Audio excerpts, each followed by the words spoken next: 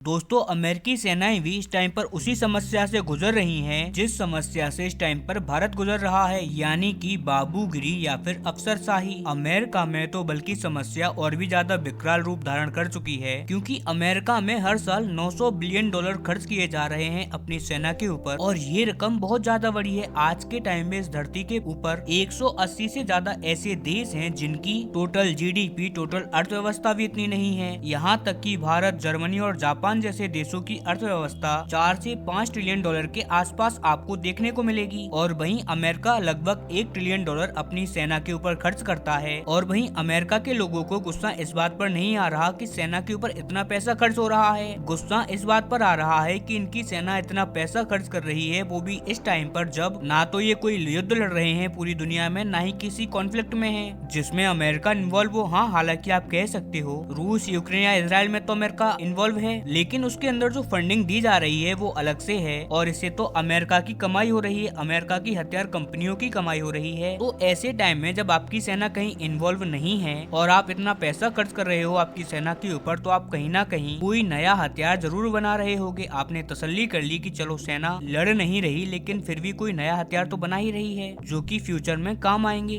लेकिन ऐसा भी नहीं है, और इस बात को अमेरिकी वायुसेना ने खुद कंफर्म किया है। दरअसल अमेरिका का 6th जनरेशन का लड़ाकू विमान होने वाला था NGAD, जिसे कि नेक्स्ट जनरेशन का एयर डोमिनेंस एयरक्राफ्ट भी कहते हैं। अब से कई साल पहले इसका पूरा डिजाइन और पूरा खाका तैयार कर लिया गया था, और आपको मैं बता दूं कि अमेरिका का जो F-22 राफ्टर है ना, ये उसी का उत्तराधिकारी होता। ये F-22 को रिटायर कर देते और उसकी जगह पर इसे सेना के अंदर शामिल करते, और आप देख सकते हो ये एकदम फ्यूचरिस्टिक है और 6th जनरेशन की प्राइम टेक्नोलॉजी के साथ ये आने वाला था। लेकिन होता क्या है कि इसका सारा कुछ डिजाइन वगैरह रेडी करने के बाद अचानक से अमेरिकी अधिकारी कहते हैं कि हमें इसकी आवश्यकता नहीं है, और इस पूरे प्रोग्राम जिसके तहत ये बनने वाला था इसे रोक दिया गया, जबकि इसके ऊपर बिलियंस ऑफ डॉलर ऑलरेडी खर्च कर दिए गए थे। उनका कहना था कि ये बहुत ज्यादा खर्चीला प्रोग्राम है, हम इस पर वर्क नहीं करेंगे। और उसका परिणाम क्या होता है, आज 2025 में जो 6th जनरेशन की टेक्नोलॉजी है उसमें चीन आगे निकल गया। आप आपकी स्क्रीन पर देखिए, अमेरिकी अधिकारी खुद कह रहे हैं कि चीन ने जो लड़ाकू विमान पूरी दुनिया को दिखाए हैं, ये चाइना बना ही इसी वजह से रहा है ताकि वो जो पैसिफिक महासागर है उसके ऊपर से अमेरिका का प्रभुत्व खत्म कर सके।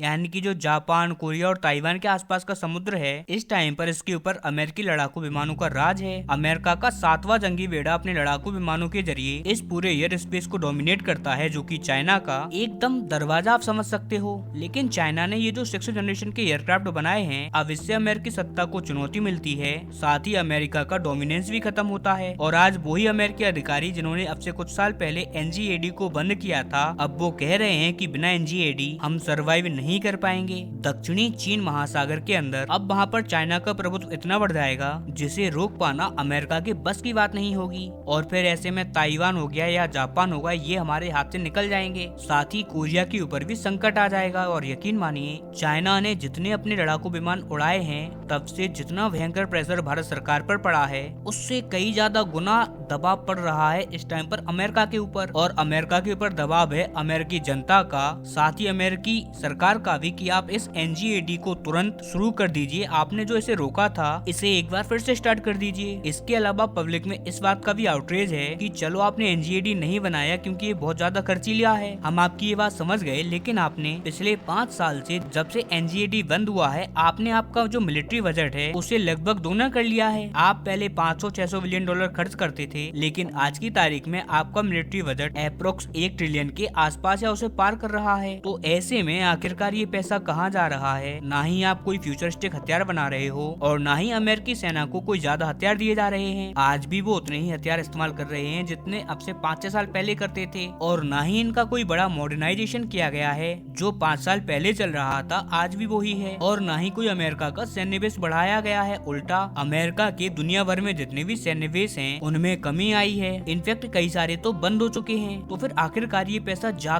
कहाँ रहा है? और अब जो अमेरिका की नई सरकार आई है, जो कि अब से 8 दिनों बाद पूरी तरीके से आ जाएगी, उन्होंने एक डिपार्टमेंट बना दिया है, डिपार्टमेंट ऑफ एफिशिएंसी, जिसे कि एलोन मस्क और विवेक रामास्वामी लीड करेंगे। और दोनों ने एकदम खुला ऐलान कर दिया है कि अमेरिका के जितने भी भ्रष्ट जर्नल हैं, अब उनकी गर्दन पकड़ी जाएगी। इसके अलावा अमेरिका की जो हथियार लॉबी है उसे भी हम पकड़ेंगे, और सबसे ज्यादा लंका अमेरिका के उन लोगों की लगाई जाएगी जिन्होंने अमेरिका का सत्यानाश किया है और आज अमेरिका को चाइना से पीछे करवा दिया है। अब उनको नहीं छोड़ा जाएगा। रिपोर्ट्स बताती हैं कि डोनाल्ड ट्रंप ने NGADA को लेकर बात और भी ज्यादा तेज कर दी है। वो इसका बहुत फेवर करते हैं। उन्हीं के कार्यकाल में इसको सबसे ज्यादा प्रगति मिली थी और बताया जा रहा है कि वो इसे एक बार फिर से स्टार्ट करेंगे और जल्दी से जल्दी सेना में शामिल करवाने की कोशिश करेंगे।